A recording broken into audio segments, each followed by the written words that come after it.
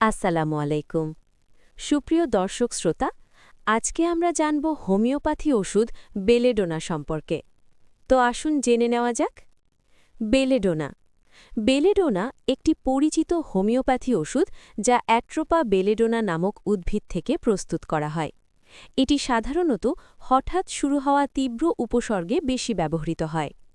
সংক্ষিপ্ত বৈশিষ্ট্য: হঠাৎ জ্বর, মুখ ও শরীর লাল হয়ে যাওয়া, মাথা ধরা, চোখে চাপ ও আলো সহ্য না হওয়া, গলা ব্যথা, টনসিল ফুলে যাওয়া, তীব্র ব্যথা, ধরফরনি, গরমে উপসর্গ বাড়ে, ঠান্ডায় কিছুটা আরাম।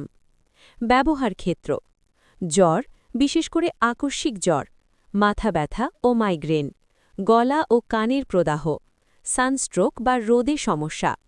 সতর্কতা: হোমিওপ্যাথি ওষুধ ব্যক্তিভেদে নির্বাচন করা উচিত।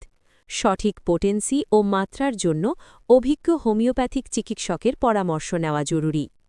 সঠিক ডোজ ও পরামর্শের জন্য যোগাযোগ করতে কল করুন 017612063445।